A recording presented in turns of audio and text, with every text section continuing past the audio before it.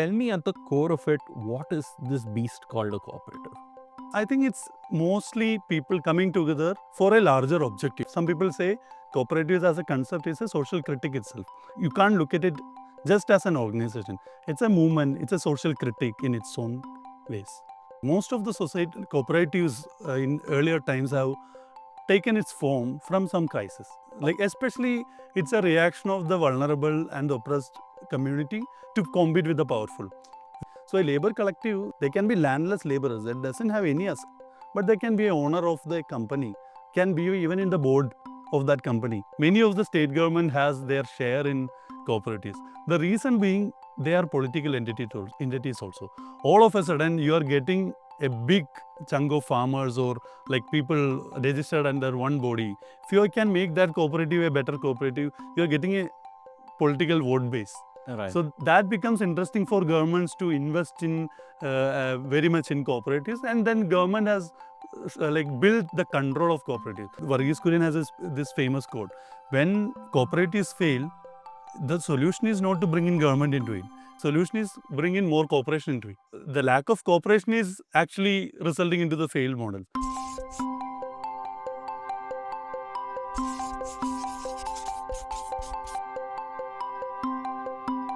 Welcome to the Well Lab show, where we try to learn more about water, environment, land, and livelihoods.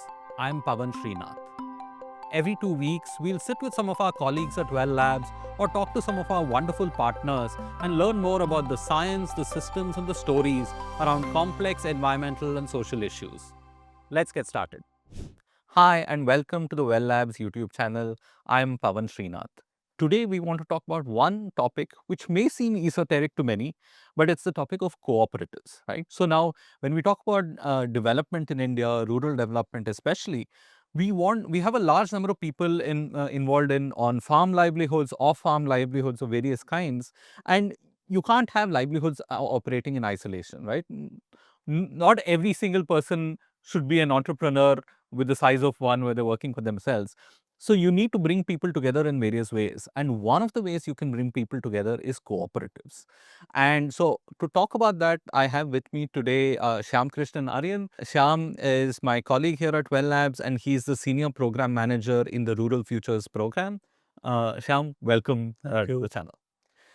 So Syam, I know that like you do this, you've worn other hats before, you worked with cooperatives in some forms in the past. So we'll come to that. But tell me at the core of it, what is this beast called a cooperative? So I think an interesting topic to discuss about, because often people take cooperatives in its legal term, okay, cooperative society. Right. But it's high time we talk about the concept than the legal form. It can be in cooperative society or an FPO or an SHG or in whatever legal form it is. What is cooperatives in its true essence? That's I think I'm just rephrasing your own questions a little bit. So what's the So I think it's mostly people coming together, like rightly you said, coming together for a larger objective. Most of the society cooperatives in earlier times have taken its form from some crisis. Okay. Either it's like industrial revolution time, the workers come together and do something for themselves, like, and then like agrarian crisis comes, farmer comes together and do something for their welfare, and then so like, especially always whenever we say cooperatives, we have to look back to the Amul story that we have in India. Fair. Yeah, it's weird to have this cooperative story up in the air or with some foreign examples. Correct. So, but tell me something, when you say employees come together, they're employee unions, right? You know, and there's a whole debate and discussion we can have around unions. Yes. So, what is the idea of a cooperative that makes it different from all these other ideas? One thing is that it's cooperatives does businesses, but it's not just business alone. That is one of the major difference. So like even if you compare to a limited liability company or any partnership firm, and all of the people are coming together, become shareholders of that company. They are the owners of that company. Here also a large number of people are coming together to actually solve a problem. And sometimes the business becomes the solution.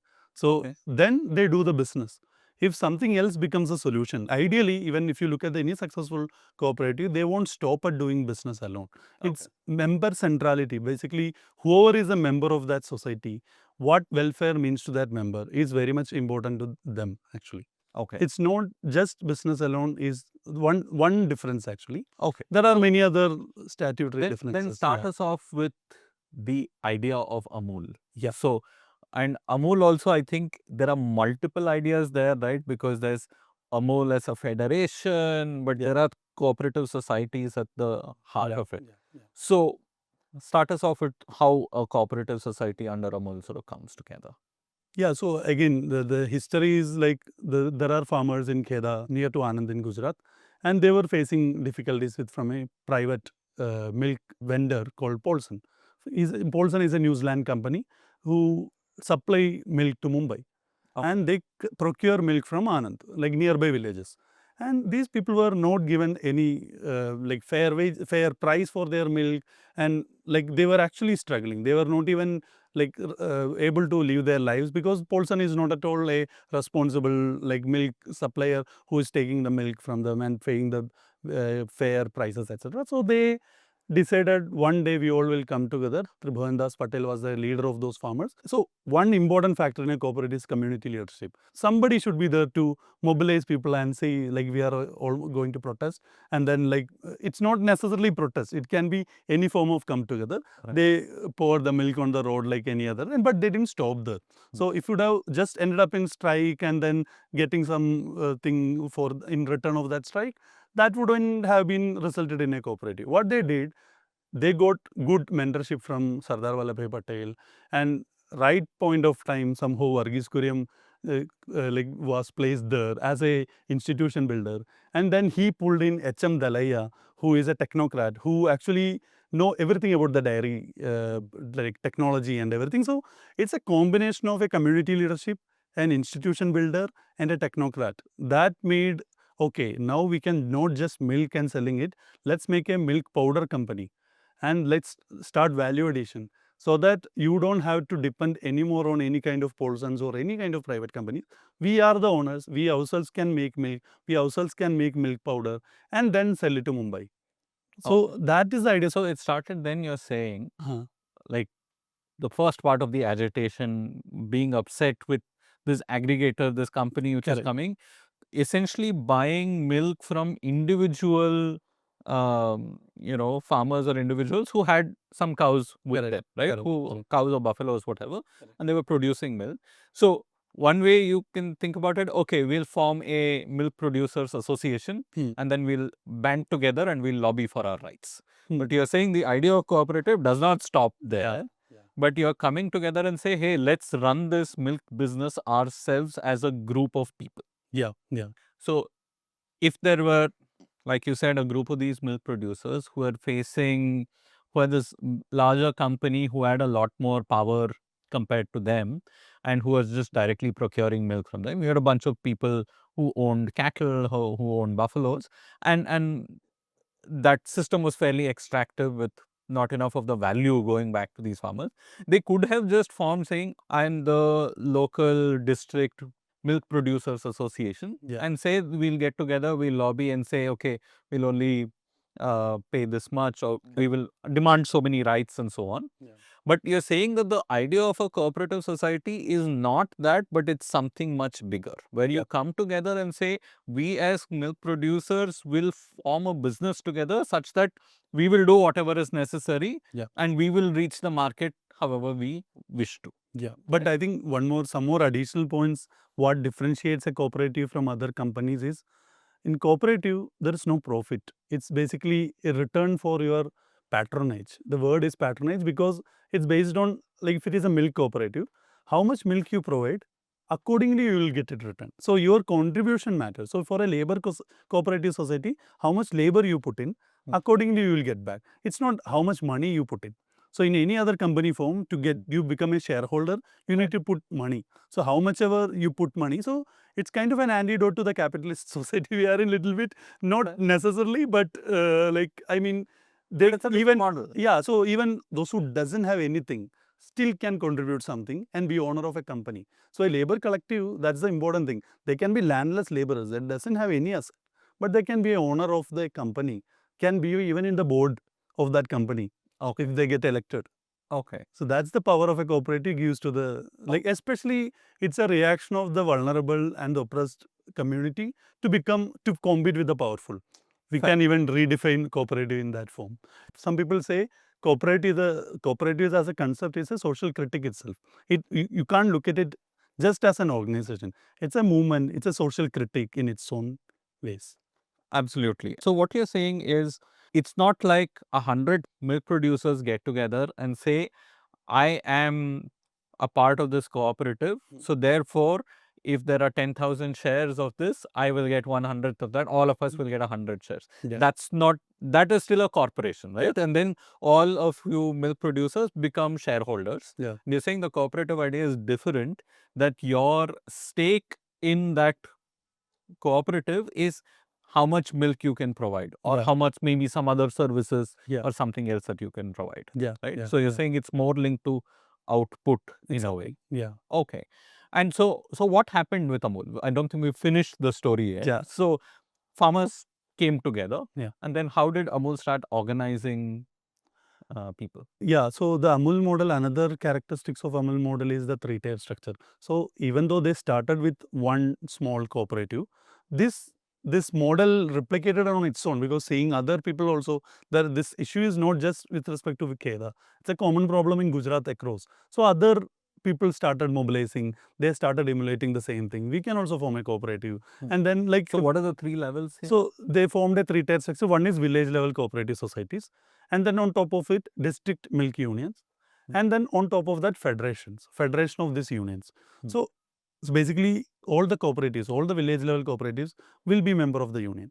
All the unions will be member of the federation, and there will be, like, in each level there will be governing committees, union level also, federation level also. What Amul has done, like always Varghese couldn't say, for an Anand there should be a Mumbai. So one of the precondition for any successful cooperative is to have a market.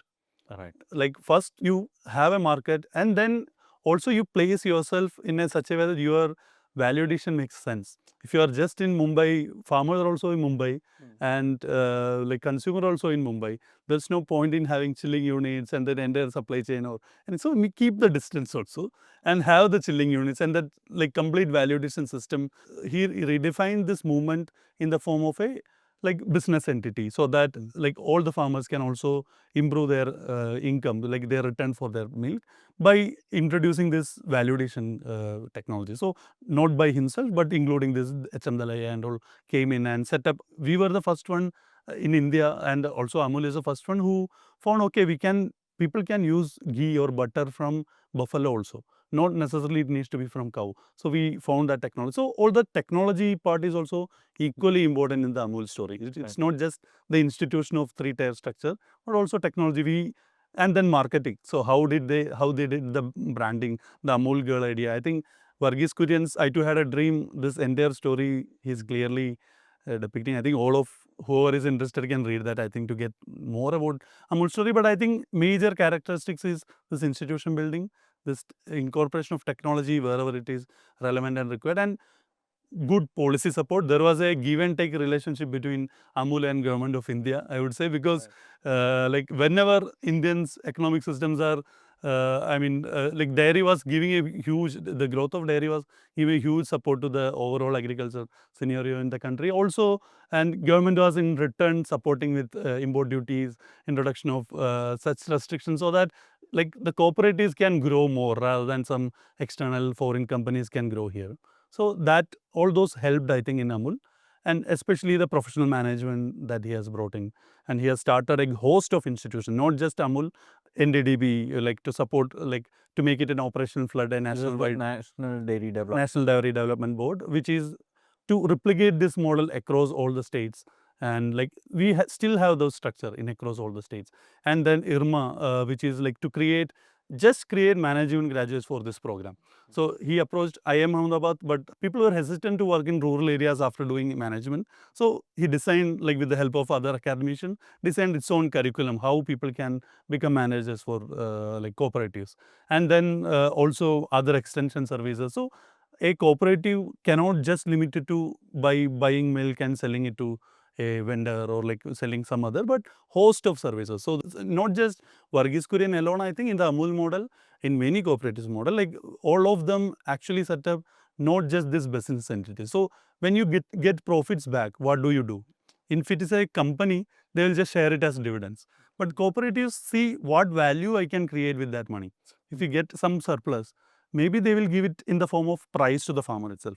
So there is a point, okay, price is fine. Now I think we need to build a school for the community. Then they build schools for it. Then they may need, okay, we need a hospital. They may build a hospital. It's not something, okay, I need to make more profit out of all my reinvestments. What makes my member loyal to my society? That's very important. So you're saying that essentially when we're talking about, say, a corporation, like even a corporate might be like, okay, I'm getting a revenue of 100 crores, and of that, 10 crores of profits, I can choose to invest 5 or 6 crores of that money back into the company as R&D, as development, as expansion, as infrastructure. But you're saying with the idea of cooperatives, you go one step beyond. So you don't just invest in what will make you more money, but you will invest in sort of the social welfare of the people who are a part of this society, and that you will also invest in other aspects of that. You will not just invest in, I can do better by having more veterinary services for the cows, but you will also say, I will invest in education and invest in other aspects. And Syam, you're talking about IDMA, which is the Institute for Rural Management in Anand, right? And you're also a graduate, a postgraduate from there. But come back a little with me. I'm still not understanding the financial model fully. So you have, say you are one farmer in some village in Anand, and you have, I don't know, 15 cows, and then you are producing a certain amount of milk. What is your equation with your local milk society? What does it mean to be a member of that cooperative? Is it just, I have, I don't know, 40,000 liters of milk that I am producing in a month, and that I'm getting some pay for it, plus I'm getting some benefits, or what am I doing as a member? Yeah, so good question. I would say primarily see the farmer, individual farmer will see the society as he's just like a trader who is buying the, if he's like, that's a problem within the sector. Also whatever democratic structure we bring in, it's important that like, the member, the ordinary member feels that principle of cooperation. It's important that that member feels that, okay, this is my own organization. That varies from organization to like cooperatives to cooperative. That's why we are seeing successful cooperatives and failed cooperatives and all. I think, but a successful cooperative, ideally, the member should feel that this is my organization. I'm like contributing milk as my share, and I'm getting its like value as and its profit as in return. It's not just the price of the milk, but even the profit is also included in my price. So Amul and many other dairy cooperatives are the only organization who is providing near to 80% of the market value of that produce to the farmers back. So if you are saying milk to me, you will like whatever is the MRP of the milk, you will get 80% of that at that time. Wow. I mean, whenever is that payment cycle is. And of course, milk is a different commodity compared to, say, agricultural crops. Correct. But if a farmer is getting even like 25-30% of the value, like if you're selling potatoes and you're getting 30% of the market price of the potatoes, that's a big number, right? Yeah. Often. And Amul models tells to us that it's possible even in a corporate setting, because like they are able to do, Amul is able to do that because they have value additions. They are not selling milk, they are selling ice cream, they are selling butter, they are getting multiple times of that value of that produce. Then obviously they will be able to give 80% or more than that to the farmers. Even if it's Amul or even if it's corporation, this is quite possible. That's why I said again, corporate is a social critic in the existence of it itself. Okay.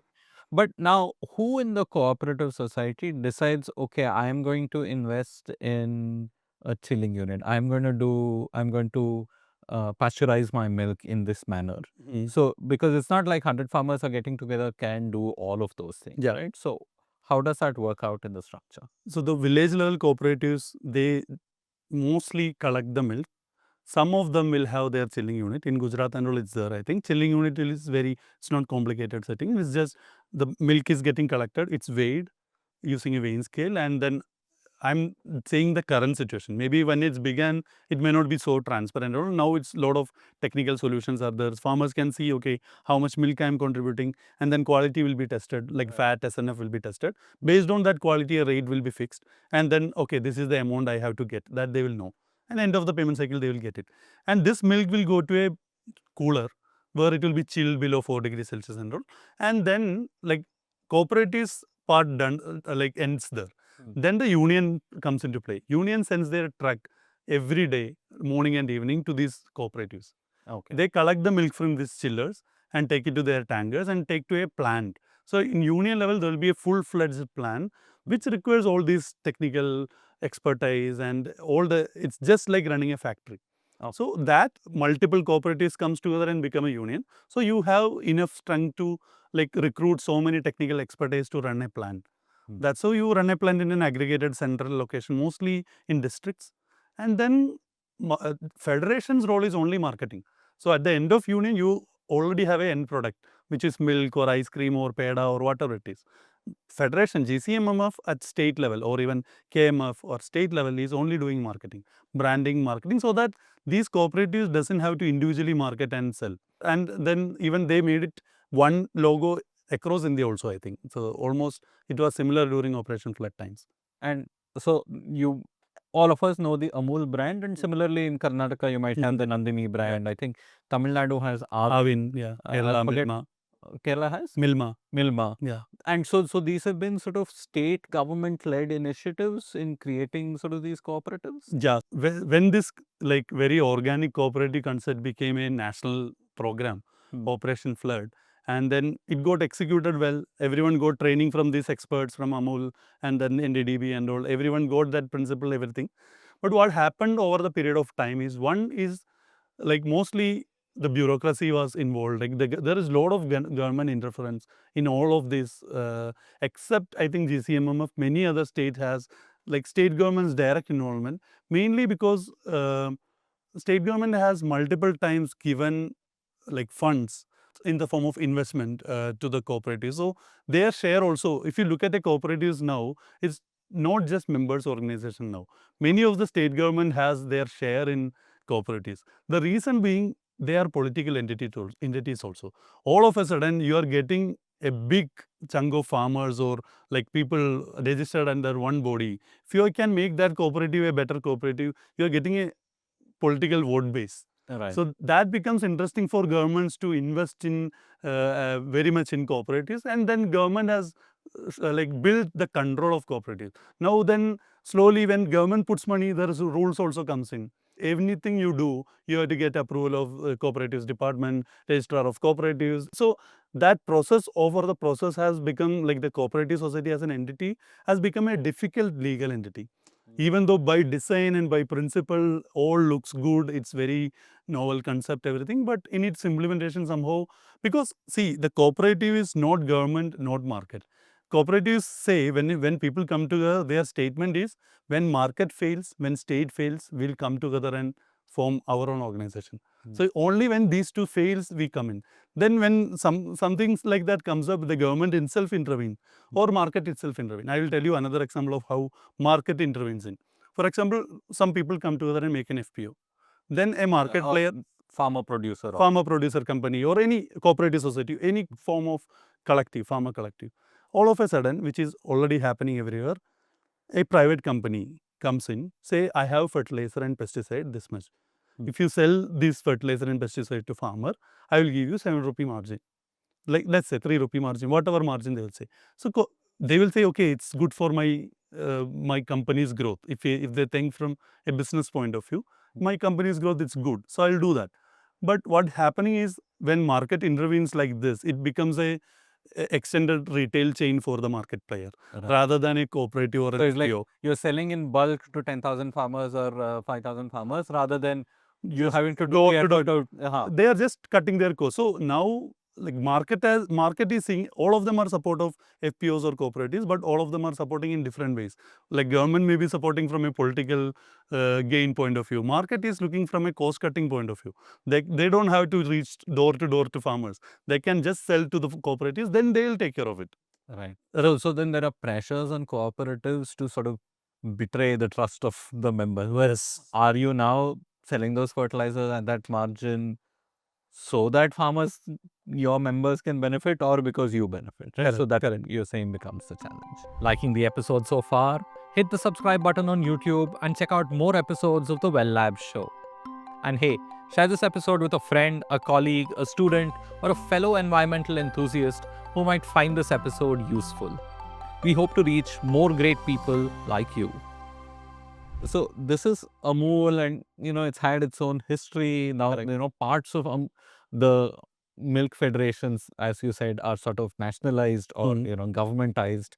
Some parts stay with farmer, and it's been an interesting evolution. It's also for a particular commodity, right? It's for milk, which, while it can be differentiated, can be homogenized in certain ways, and and there are these ready consumers. Consumers also will drink milk daily. So there are many unique conditions around milk, which have made this successful. Definitely. But just tell me, fundamentally, beyond milk, we've seen I don't know, there are these cooperative society bank type entities. There are, now farmer producer organizations are being talked about. But what are the other kinds of cooperative societies that we can imagine or that exist? I think India, even the beginning, the first cooperative society was a credit society. Basically, like the thrift and credit cooperative societies are mostly, basically you thrift are invest like the deposits. So you can save small little whatever you save into a society. Somebody will keep accounts of it. How the SHGs and all work nowadays. And then as in these women self-help. Yeah, women self-help. 10 people get together, they'll all save 100 rupees each, some number, and then bring. So a larger form of it is the credit cooperative society, thrift and credit cooperative society. People put in money and slowly a capital or a deposit is being built. And people also can take loans, the credits. So these transactions becomes their shareholding. So this service of banking service is their shareholding. So they are not officially banks by RBI. They are not recognized banks by RBI, but they are just like how in a milk cooperative society, milk is being the contributing the which decides the patronage of the member. Here, how much transaction you have with the bank or the society is defines how much is your ownership in this society. Okay, and I mean, today, of course, they are regulated by RBI as well. Given that, they are given rules and guidelines. They are excessively regulated by government. And we also keep hearing of these scams with some cooperative society. Somebody ran away with some money. Somebody created some kind of a Ponzi scheme, or where initial people who have put in their savings or got they might get a good return, but then over time that might change and so on, right? True. So that's another problem. In cooperative societies, trust is a big factor. So you are thinking that this is your own society. At the end of it, what you are doing, you are electing a few people and sending to them to rule this or to govern, be a staff of this society to serve you, to serve all of your members. They are the staff who got selected or elected by election. But what happens is sometimes they become more when we say some people become more equal than others kind of situation emerges. There won't be any transparent processes in place. They won't be reporting back to. There will be formal processes happening like general body meeting and meetings, but it will that some of the elected representatives becomes decides it's kind of a political takeover or some other form of takeover happens. Tail wags the dog, right? Correct. Rather than the society as a whole managing these appointees, they end up the power. I think a lot of systems, a lot of reforms needs to be come into place. So it's not okay when a society like Varghese Kurian has this famous quote: when cooperatives fail, the solution is not to bring in government into it. is basically solution is bring in more cooperation into it. So the lack of cooperation is actually resulting into the failed model. So you may need to have federated structures, just like how in Well Labs work we are doing. There is Water User Cooperative societies. That is also cooperative society. Their purpose is come together and like share the water, whatever water they have, they share equitably. That's the idea. But that's now it's not working. Like many WUCs or many water user cooperative societies are not at all effective. The role is actually how do we make it more democratic, more decentralized. That's why in our area, Raichur, we are having federated structures now. Every field irrigation channel, there will be 1 or 2 people representing that So community. there are like 25, 30 acres of farmland in a canal area.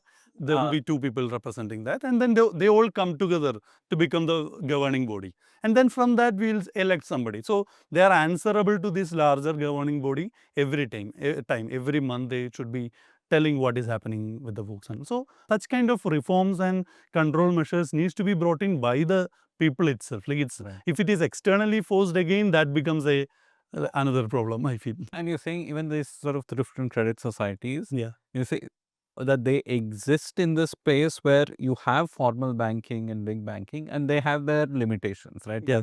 You need to be credit worthy to a certain extent. You need to have assets. If I give you a loan for 2 lakhs, in case you can't pay back, you should have a car that I can see, or you have property, something such that there's some collateral against your loan. You're saying that therefore these thrift and credit societies operate at a level where people can come together and perhaps as a precursor to modern microfinance institutions have a way to socially access credit and access savings and other financial instruments as well. Exactly. That is one major benefit of this credit societies also. Otherwise, many people won't get loans for many purposes, especially consumption loans.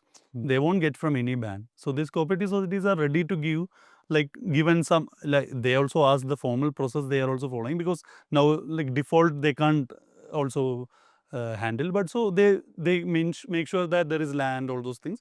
But I think even if land is there, like the modern banks won't even give loans to the certain purposes. Even though people have land and everything, certain purposes they won't get. Here, such kind of measures are taken, and like they know the people. Whoever is taking the loan, I know he's that person very well. So there is a like familiarity with the person who is taking the loan and providing the loan. So that kind of trust plays a good role. I think I heard something. I need to check the data and all. I think in such many such, even though this all bad news are there, but if you look at statistically, the default cases are not that huge in cooperative society. It's like within the permissible limits only. Okay. Because of this. So this is one other type of a cooperative. What other types exist? So I think there are very good examples. The service sector cooperatives works very well. I think now that's going to be the future. So you have seen the Indian Coffee House story, Indian Coffee House. Yes. So there was a coffee board coffee house earlier, which was running India Coffee House, and there were staffs who were not getting wages at that time, and then all of them came together and started another hotel chain called Indian Coffee House. Now that is more famous than the original India Coffee House because it's worker owned, and they are the owners of all the workers are the owners of the hotel chain. And similarly, there is labor cooperative societies. I know one in Kerala. There is one called Uralungal Labor Cooperative Society. They are winning almost all the government tenders. I mean, national highway tenders. They do construction of roads, bridges, and everything. So the construction workers have come together and become build this society. Even the migrant workers who are working there, they are also owners there. So they're getting all those benefits, like their wages will be higher, and they are doing not just smaller units and all, they are doing big projects actually. So similarly, there are many other labor cooperatives also. Other is consumer cooperatives. So in one area, consumers of one region, like maybe even if it started in Europe and all as a textile mills, workers need food at nominal rate. They started a consumer cooperative and they started putting a shop inside the factory, providing some essential stuff at a nominal rate. The idea behind it is that if it is a private retailer, they'll charge their margin also, and then your prices will be very high. But if you are the owner, the margin is your own profit that you say, okay, I don't want, so I want it lesser price. So that's the idea of a consumer cooperative. So And the idea that this is not just subsidized, right? Yeah. Because the attraction is like you go to most government departments and agencies and they'll have some staff canteen yeah, where you will get idli at 1 rupee and all of that. Yeah. But somebody else is Just paying it, the yeah. exchequer is subsidizing it. Correct. But here you're saying just eliminate the margin, Sometimes provide they take goods the, at cost. Yeah, sometimes they take the small margin and build the businesses also. That's okay. Yeah. But still, it's for their own organization, their own market entity. They are doing all this. So look, I think many places there are a lot of consumer cooperative supermarkets and all existing. So tell me more about the consumer cooperative supermarkets. I understand within, say, a factory or something. Yeah. But like, what's the idea there? No, even outside also they can run a supermarket. Like even Okay. that's why I'm saying if it's a credit cooperative, like a bank, they are running a bank. The same entity can run a supermarket also. If they are as a multi-purpose cooperative society, they can run a again. I'm just telling Kerala examples more because I'm very familiar with. But there is Niti supermarkets. It's and Niti medical labs. A lot of services. The same entity will do a bank, a supermarket, a medical lab, and maybe even a petrol pump, whatever they want, what is relevant for because the problem is that any of the agri produce, they come to the bank or come to the procurement center anywhere at some point of year only. So milk, maybe the milk's advantage is that they have morning also they will come, night also they will come. So twice in a day, all the members are coming to your society. That's not true with all other agri produce. Once in a year, twice in a year, they may come to the society. You need to keep your members central to the society, and then they should feel that this is my own organization in different ways. Multiple transactions needs to be created within a society so that they also feel that this is my organization. At the same time, this entity also has to earn, right? Like just 2 months or 3 months of revenue, no organizations can run or grow. So that's the challenge with the FPOs or any other farmer related organization in India also. Most of them are doing the trader job or a agent job. Either they buy inputs, fertilizer, pesticide and selling it to farmers, or buying like produce from farmers and selling it to somebody. Dear viewer, if you're liking the Well Lab show so far, you may also like the Water Data podcast with my colleague Veena Srinivasan. Veena is an award-winning water researcher and thinker and talks to some of the top minds in the world on everything water. You can find all episodes of the Water Data podcast on YouTube and wherever you get your podcasts. So Syam, tell me about the consumer cooperative idea, right? So who's coming together and what are they trying to do there? So in consumer cooperatives, usually the consumers comes together. So if in a area like usually they don't have maybe a facility which is giving the essential commodities like the rice, sugar, like everyday commodities in a fair price, then there is a need in that place. Okay, there is a need of a fair price store. Then consumers come together and say, why don't we set it up? Many times I'm saying this is the ideal process to start. Maybe somebody else will say, let's start a cooperative. Then they mobilize people. That's how it may happen in the actual reality. But this is the idea behind it. The consumers come together and they started just like a supermarket. They if it is a supermarket or a retail store, they just procure things from outside and then just run it as a business. The only thing is that everyone, not just members, whatever I have seen as a consumer cooperatives, like if it is within an organization or anything, they limit to that members of that organization, etc. But if it is an outside supermarket, they give that service. So basically, the subsidized rates to everyone. Yeah. I mean that's they are able to do it mainly because of the scale. Maybe if they do it in scale, that doesn't affect them. So but idea is Kerala, you have many such cooperatives. I mean, supermarkets are there, and it's sometimes it's run by just as a consumer cooperative, and or sometimes it's just run by some credit cooperative society as an extension of their activity, or maybe some like agriculture cooperative society as an extension of their activity. And the benefit of agriculture cooperative society doing the consumer cooperative also is that becomes a prosumer cooperative, right? Like basically you are sometimes a producer for something, but at the same time you are a consumer of something else. So you can provide something and you can provide your vegetables to that supermarket, and then you can buy something else from that supermarket. So there are different of these forms existing, evolving in different forms, but I don't think still in our this is the major business model. Right. Yeah. So they are still it's not like they are a giant fraction of the market Correct. overall. Yeah. But I think in Kerala, perhaps in a few places, some of these models, they are a significant player within the ecosystem. Yeah. Right? Yeah. So thanks. So I think we have a better picture of how, like you're saying, a bunch of construction workers can come together, provide their services together, bid for tenders together, etc. So it's a way for people to come together in various ways. I've heard these stories of these co-op grocery stores or supermarkets abroad, where you being a member means you need to work in the store for X number of days, Yeah. where Yeah. you can get subsidized goods, etc., and you might even get paid for your time. But a part of that is that unless you're contributing at least 5 days of labor in a month, and doing whatever that store needs, right? Whether you're stocking shelves, whether you're doing billing, something else, that is your contribution to the cooperative society as well. Yeah. Yeah. I'm not quite sure whether that same thing applies in India in equal ways, but I guess there are different ways in which people can explore this. We've talked about all of this. We briefly talked about farmer producer organizations in between. But why do you think these milk cooperatives have sort of stopped there? And you have other cooperatives, but you don't have, say, cooperatives on, 100 farmers who all grow ragi or who all grow a certain set of crops who are doing this. I think we can't completely eliminate it. It's not there. If, for example, in Maharashtra, there are sugarcane cooperatives. So, Okay.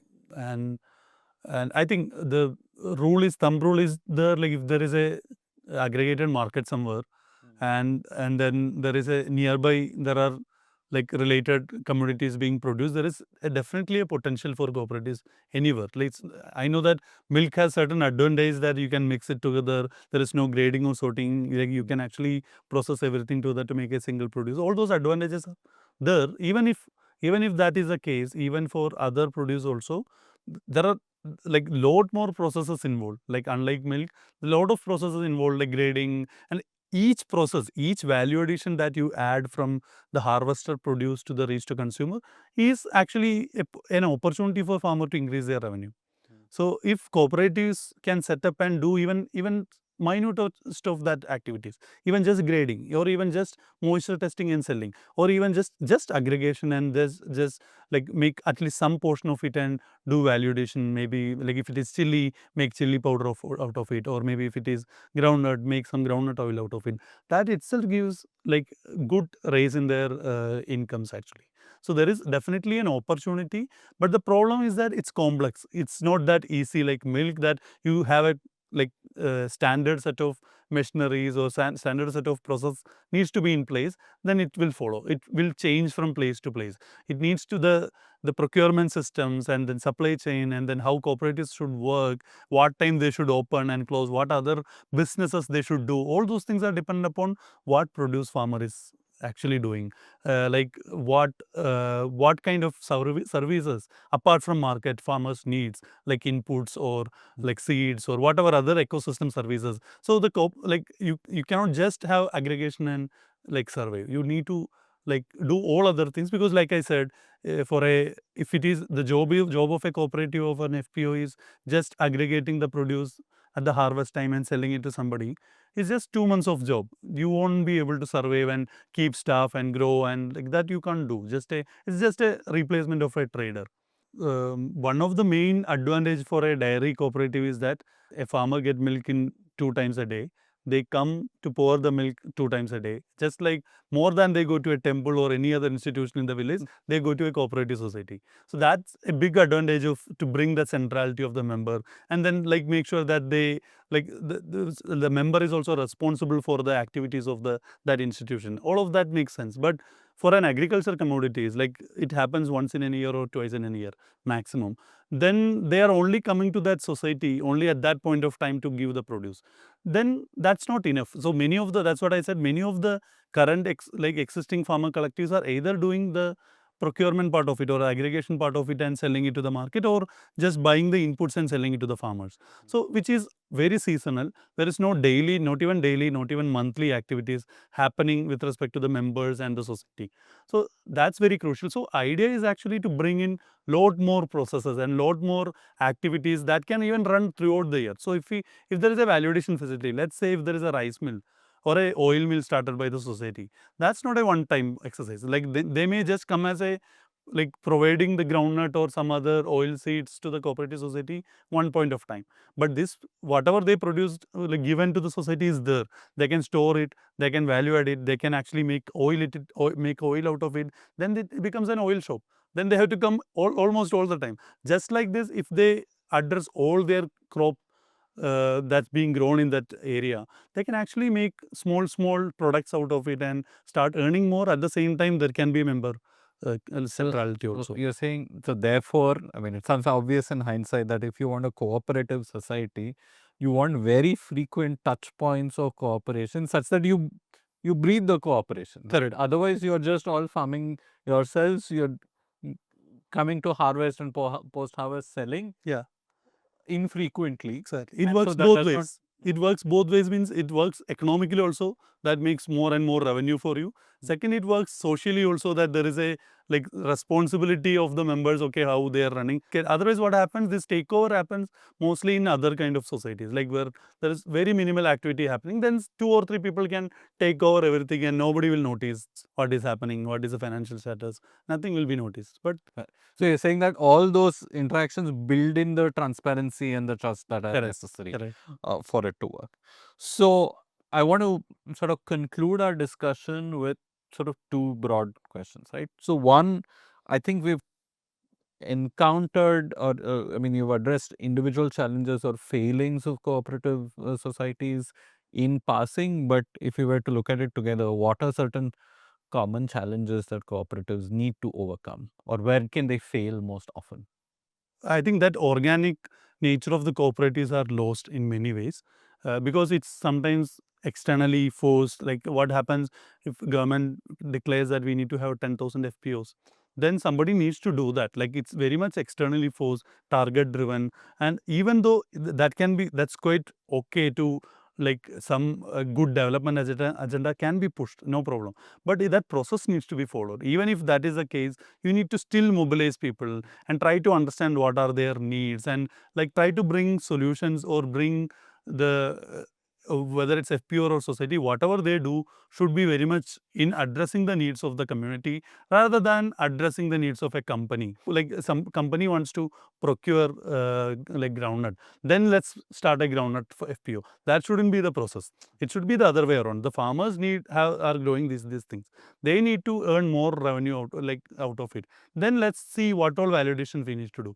For doing all these businesses, maybe let's come together and form an organization. That can be, initially it may be just an informal organization. Slowly things are moving up. Now we have to register. Then let's maybe register as a cooperative and FPO. This should be the organic process of setting it up. If there are 10 farmers, they should want to work together first and then form a legal entity and everything. Now it's happening in the other way around. One other critic of this farmer collectives is that already farmers are tired of working day and night in the field. Now we want to put the burden of supply chain also onto them is major critic. But the problem, the reality you see is that farmers are not very happy in doing agriculture. Only the 50-year plus old only working in field. Their young generation is not at all want to work in agriculture. So they are like almost 2,000 people are leaving agriculture every day. So this is an opportunity to, like, bring the young generation back into the larger agricultural domain. They can find numerous opportunities. Like, it can be an individual enterprise to begin with, but you can't do small individual enterprises for a larger crowd. If you want to do it for a larger crowd, you need to have a collective enterprise, because especially from rural youth, if they want to put in capital, they can't rise. Like, if they want to start a rice mill or some processing unit by their own, it won't be possible. Then they will think, okay, I need some more people so that I have some strength. Then that becomes a smaller cooperative or smaller. Then it can be part of the village level cooperative or federation, that enterprise, small SHG group. Like that, an organic process of building enterprises should be happening in the villages. Right. Yeah. And how do you see the role of technology within cooperatives? Yeah. Technology, I think it's always is a double-edged sword in one way, because one is definitely it brings, like, because I have been working in an agri-tech dairy tech firm just before this, and we have been doing what we have been doing in that agri-tech firm is was bringing transparency throughout the supply chain. So we are providing this milk collection units to cooperatives, so that when they pour the milk itself, they get messages, they get like the print receipts, and then also like everyone in the cooperative society also will know, okay, how much we are providing to the union, how much union will pay us back, all those transparency it brings in. But the problem is that most of the time the data ownership is not with them. This data may be hosted by a private company sometimes, and then that may go to a insurance company, or go to a like loan, like fintech company. Then they start selling loans based on this credit worthiness, based on all these, and like that becomes, this data becomes a makes them more vulnerable in some ways. And it might contribute to somebody else's market intelligence, right? Oh, I have this gap, so I'll have this business opportunity as a large corporation because I can crunch the numbers better. Correct. Therefore, So it's good that they are getting them access to insurance, access to finance, etc. But having that ownership of data to somebody else before the farmers have it, that is a problem. And it's, I don't know the answer to how do we make cooperatives even the owners of the data, how do they even have the capacity to manage the data and platform. So there are everywhere these platform economies are coming in, like Ola, Uber, and like Urban Clap, all those things are coming in. So imagine these platforms are owned by a cooperative. Ideal organization structure for this platform economies are actually cooperatives, because for example, say Airbnb, it's basically hosting multiple hosts in different part of the country. If all the hosts come together and form a cooperative, that's the perfect governing structure for that platform economy. But that capacity we have not reached. Maybe like maybe even I am in our work, I am imagining our service model work, like basically providing different services to farmers using different service providers. It's kind of a urban clap. Urban clap is giving door to door services to, like, plumbing and electrical services to all the households in Bangalore. It's a privately owned platform. Can we like build a rural clap or an equivalent version of that to farm economy by use in the form of a cooperative or of a FPO? Then that will be owned by the people of the Water User Cooperative Society or FPO, and then the profits of it also will be going back to them, and then they'll build multiple enterprises. Not just the opportunity is immense, especially in terms of the service economies, I think. so you're saying that if we are really looking at the idea of cooperative societies today in 2025, maybe Namayatri comes closest. I myself am unsure of the current status. Yeah. Right? But the idea is that can uh, auto owners and auto drivers across a city come together, have their own platform. Now, there's a lot of tech that goes into how do you run a platform, how do you have, no outage, there's a lot of real-time transactions and things that happen, but can you potentially do that, harvest like, national structures like ONDC, all the things that we're talking about today, digital public infrastructure, and really have an auto service by auto providers do this. Similarly, perhaps for other things. Correct. I think that's the future, but the only thing is that how do we make even the I don't know if that's the future. no, I mean definitely the Platform economies are the future. Anyway is going to be the future. Service economy is going to be the future. Like, but at the same time, who is the ownership? Who is the owner of that? Owner of the data? Owner of the platform? That is an important question to be answered. And like we still don't have, like, maybe many things have to be filled in. Like people also need to have capacities to run such organizations, such platforms. And I think this is what I think ties into larger, perhaps global conversations on whatever we are calling late stage capitalism now. I don't even know if it's late enough a stage, but this idea of how does labor in a sense get back a larger share of the value, right? Because like value is going to capital and whoever has capital, and like, yes, you and I can own shares as well, but we will never own as many shares as people who are at the highest of the income echelons. So the idea is how can when there is economic value being provided, when there's service being provided, how can the profit or the value that comes from it, more of that go back to people who are currently just considered either employees or often nowadays not even employees, but you're like a gig economy person who is on a platform, right? So how do we correct that imbalance? Yeah. Perhaps some imagination of cooperative societies and the idea of getting sort of shareholder value back to people is a part of that solution. So Syam, currently at Well Labs, we are working with a lot of focus on Raichur district in northern Karnataka. And from what I understand, and we want to try and help farmers in the canal irrigated regions, especially of Raichur, to shift out of conventional, water intensive paddy into other, less chemically intensive, more diverse cropping systems and so on. So where do cooperative societies and the idea of this play in the Raichur context?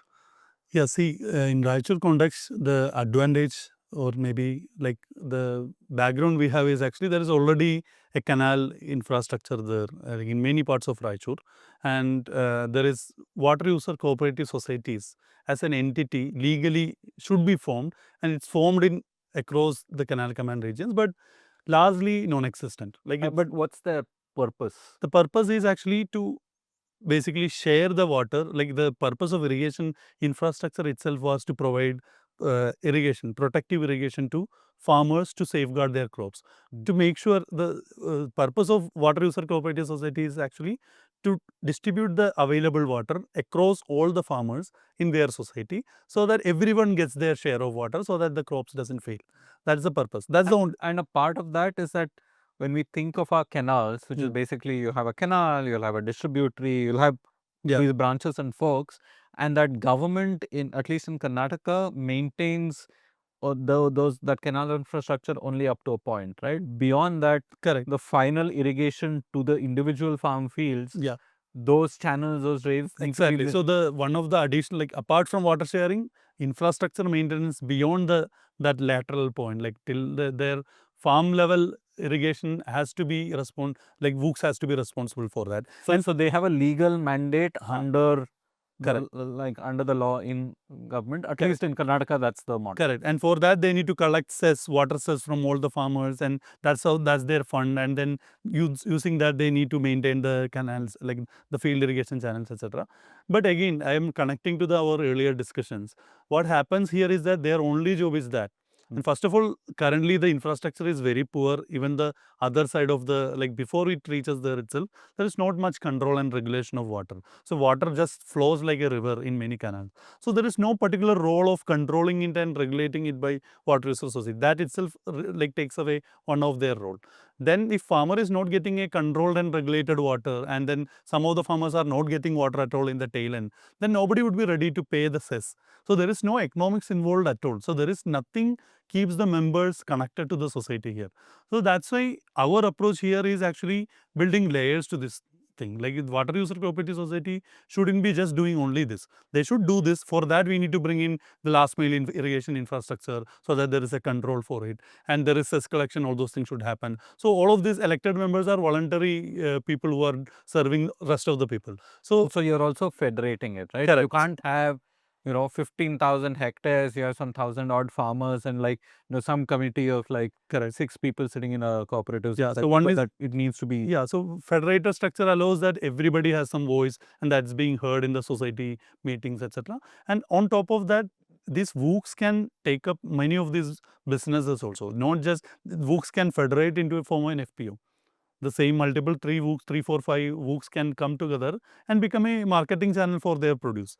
And then and they can also provide internal service. Exactly. So they can actually incubate or like maybe take on board some of these service providers like community hydrologists that we are training, or even bioresource input center for the input provisions like alternate input provision or seed banks. All of this can be services that's provided by these water user cooperative societies. So you're saying that, like for example, you're saying one of the mandates of this is to do water sharing, but then you need people in the villages, in the communities who have some training, and I think we're working on community hydrology training, where okay, this is the quantum of water you have. Right? This is what you're going to get from a canal in a good year. This is what rainfall you're going to get in a good year. So this is what you have, and let's manage and build a plan around it and help farmers do that planning rather than say, okay, now we have water and now we don't have water. Correct. Yeah. So you're saying they can provide that service, and it goes back to what we were discussing earlier, that you want more touch points. You want Exactly. cooperation to come in. Exactly. And so they can do that, they can provide other services. At different levels. So a seed bank or BRC may work at a very smaller group of farmer level. But at a market aggregation part may happen at 2 to 3 water user cooperative societies together. So it may happen at touch points, may happen at different levels at different aggregation points. But all that can be owned by the farmers through a cooperative societies or FPO. And therefore, I mean, this is the classic tragedy I've seen a lot, right? Like when you have conventional farming, farmer goes, you get seeds from some center, you'll buy fertilizers in the market, and you'll have shops everywhere, right? Like when you go to most parts of rural India, the maximum marketing is by fertilizer companies and pesticides companies and others. But the moment we want farmers to shift to organic farming or natural farming, there's the idea that farmer now has to do everything themselves. Correct. They have to make their own manure. They have to make, if they have using vermicompost, they have to make their own. It is ridiculous, right? Correct. Imagine like if you as someone working at Well Labs or me working at Well Labs, I have to make my own shoes to come. I have to assemble my vehicle so that I can travel to. It's ridiculous, but that's what we expect of farmers. Yeah. So the idea is especially the younger generation is not going to live that life. So like the idea is that like even if there is this setup, organization setup in place, there are all these service provisions in place in rural India. Any rural youth should be able to go out and study and do any job, still the agriculture should happen in its field. So these cooperative societies and the services should ensure that even that service systems are in place, even for a rural youth to aspire for whatever life it is. Otherwise, we are sitting in urban India and then you farmers should make food only every time. That's too much to ask for actually. Without having any system, then complaining that farmers are living agriculture, that's too much. So if we provide all these support systems and services in the form of a collective organization, I think that's the future that we are also trying to build. So Syam, thank you so much for joining me on this conversation today. I hope all of you learned something alongside me as well. Thank you. Thank you for joining us on this episode of the Well Labs Show. Don't forget to subscribe to the Well Labs YouTube channel and share this episode with your friends and colleagues. Until next time.